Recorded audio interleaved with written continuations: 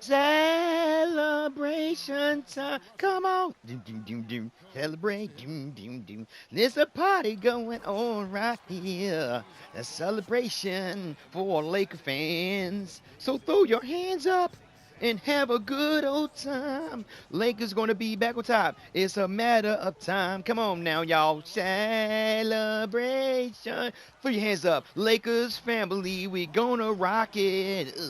Celebration. I know one thing that no one can stop it. What's up, people? You know who it is. You know what I bring. It's your man Urban coming from your mama's basement, baby. And what I want to bring real quick is a recap of the draft. Not too much because I'm not going to really speak on Brandon Ingram because you all know everybody been following this guy since day one, since he's been at Duke. On Twitter, his YouTube, whatever it is. Doing research on this guy, the ups and downs and all that. I'm happy and excited that they took Brandon Ingram because I knew they were going to take him. Because like I said before, if you don't hear nothing from the front office or hear anything from sources within the camp, you already know what the deal is. They said that they always had a number one. They always were focused on him from the beginning. It was a toss up between him and Ben Simmons. So whatever one that was free, the Lakers definitely was going to get. They didn't look no other way. You know what I mean? I was sitting there saying to myself when Philadelphia picked Ben Simmons, I said, why in the heck are these guys taking 5 minutes to decide to get who you already know who you're going to get for the last 15 minutes or 15 days? What have you been thinking, Philly? You know what I mean? You're always 5 days late, 2 years early, and always coming with birds. What is wrong with you guys? Stop duking on my car. Now, Ingram, I'm happy for him. Like Kupchak said, he does have a ceiling. That means that he has untapped potential. He can play three positions, which is kind of cool. You know what I mean? I hope that he put on weight. That's the only thing that I have a problem with is that I hope he put on weight because after seeing KD getting butchered by Draymond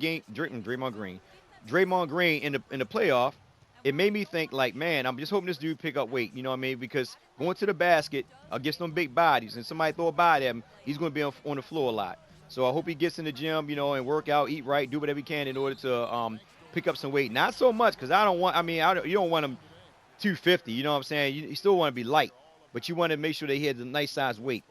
So I'm happy about that. Now I was crying early in Twitter last night. If you was on Twitter with me and Eddie Starr, I was crying because I was hoping that they got AJ Hammonds, but they overlooked him for a European guy named Ivica Zubac. Now I was crying because I don't know who this guy is, and I feel like the New York Knicks fans when they pick up Porzingis, there was no video or nothing on him. You know what I mean? Well, they had some videos on YouTube, but you know what I mean. Like I said, you playing against European players, so it's a different type of method when you come in USA and over there. But I was crying, and Eddie Starr, he comforted me and said, "Look, brother, you know what I mean? Get your mind right, boy. Don't make me hit you in the head with this trash can. I'm chasing dogs all day trying to drop this mail off and drop this information to my Laker family, and you up here crying on Twitter. Wake your mind up." And I said, "Yeah, Eddie, you right, brother." He said, "Listen, and me and him had a discussion. We kind of like on the same page with the dude. The only flaw, like AJ Hammonds, the biggest flaw of AJ Hammonds was that he could not pass.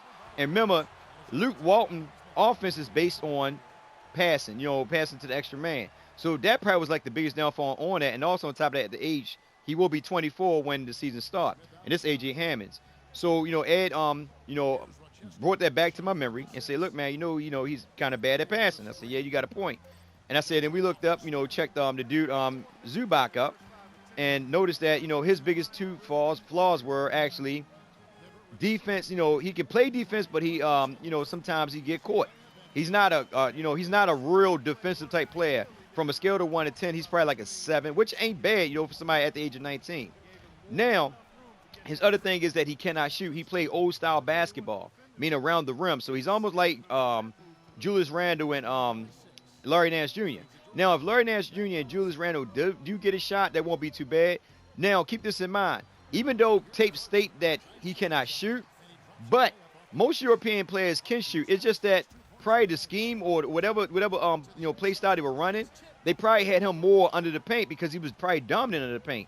Now he did come over here. I think he signed up with 4 years with Talibi. I don't know what the name of that country is, but he signed up with some country over there for 4 months, something like that, 4 months ago or something like that. So he had a chance to come play in the McDonald's All-Star thing, whatever you want to call it. So he came on and played, and they had highlights of him playing against some of the upcoming stars. And on the highlight, they had him blocking some of the top name brand players. I don't know their name. I don't really follow them too much till they get into college, but they had him blocking a couple of those guys' shots, man. And in that tournament, if I'm not mistaken, I think he was averaging 24 points, 17 boards, and like I think 2 or 3 blocks a game. So, dude, I mean, I had to rethink, man. I told my daughter to come down here and smack me with some water, man, because I thought I was dreaming.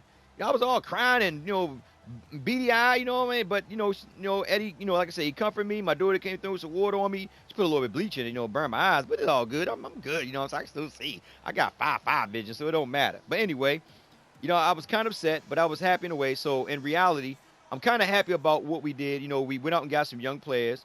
This guy is really excited about being in LA. He said LA was his favorite team. He got all the jerseys of Kobe and all them. So he's going to be real intrigued to come over here and play for us. And that's good, man. I mean, you do want players who love to play for the team that they're on. So I think he's going to bring a different style of gameplay. And it's always good to have a European player, man. Like I said, I love Hertis. And I might fall in love with this guy, man, because like I said, if he come over, man, I'll skip this part. He is physical down low. He's a very physical dude down low, so he don't shy away from contact. That's what I love, because I know a lot of Europeans, like Dirk Nowitzki, for example, like to shed away from contact. But this dude like to bang bodies.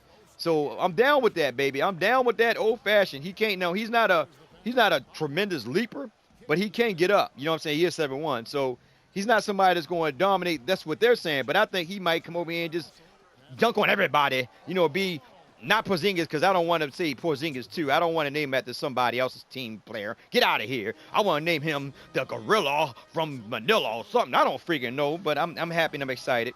So, he's 7'1", 260. I'm excited about that. At first I wasn't, but I had to, learn to, stop being biased, Urban. You telling everybody to, be patient with Nick Young. So, it is what it is. Now, my thing about that is that I was kind of upset because at the same time, I wanted the front office to make that deal with Charlotte to pick up their 22 draft pick, right? To pick up their 22 draft pick and also get Spencer Hawk. So that way they could take Spencer Hawk and Nick Young and make a trade, for a second-round pick, for next year or something, if they're trying to trade Nick Young. Because during the draft, it did come out that the Lakers were trying to shop their 22 pick and Nick Young. Now, how true it is, I don't know, but that was one of the rumors that came out right around the time during the draft. So I was saying, like, why don't they just go get Charlotte's 22 pick and Spencer Hawk and trade him and Nick Young together to get, at least get a second-round pick for a team that can use Nick Young and Spencer Hawk. But, they didn't do it. So, whatever they plan on doing, I'm with them. I'm all the way. I'm not going to be biased against my team because I love my team. You know what I mean? And I'm going to start evaluating them coming this season. So I'm going to be a little easy on them guys. Now, I also want to say I hope that we do get Whiteside, but now that the Wizards are offering Joakim Noah's 4 years, $30 million, I'm like, oh my gosh, man. I mean, I hope, not saying that Whiteside can get that because I think it's based on how many years you've been in the league or whatever, but the most I'll go for Whiteside is $25 million. After that, no, I can't give him no more than that. Especially if this dude Zubac can come over this year, because he said he really want to come over this year, and Cup checking them said that, they wouldn't mind, and they will push it if he can. If he come over this year, that'd be decent, because I like to see the young squad roll. And if we get him this year, then I wouldn't be too big on Whiteside, because I think this dude could be pretty decent, man. I mean, seriously, I think he can shoot jumpers. I just think that the scheme he was in, they didn't really show it, because we don't have too much footage on this dude coming from, across seas. So I'm kind of happy on that. I really do want Whiteside, but like I said, if it's like he asking for more money, whatever, then nah, man. $25 million a year is good enough. Other than that, screw that bull crap. And I want to say this, guys.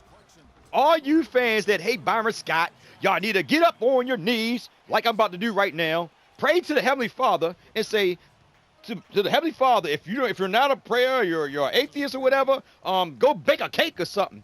And say to your Heavenly Father or whoever God you pray to, and say, thank you, Byron Scott. Because if it wasn't for Byron Scott, we would not got Brandon Ingram. Y'all should be happy and excited. Y'all was beating the man down, telling the man you hate him, you don't want him.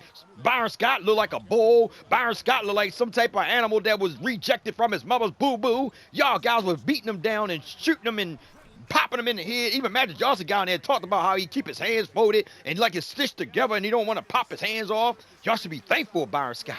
Like I told you, that's why I respected Byron Scott. He came in and do exactly what the front office wanted him to do to get that draft pick. He gave him the draft pick. I think the Lakers front office will at least get his man some type of job. If it's taking out the trash or cleaning rats out the pig pen or whatever he's going to do. But they should give him some type of job and look out for the brother. Because if it wasn't for Byron Scott, we would not be here today playing with, well, not playing, but having Brandon Ingram. We'd be somewhere else, being like the Boston Celtics who had 8 picks and ain't get goddamn nothing. They were begging for picks. Please, somebody take some picks off of us. I thought Boston Celtics was going to do something good. They ain't do nothing.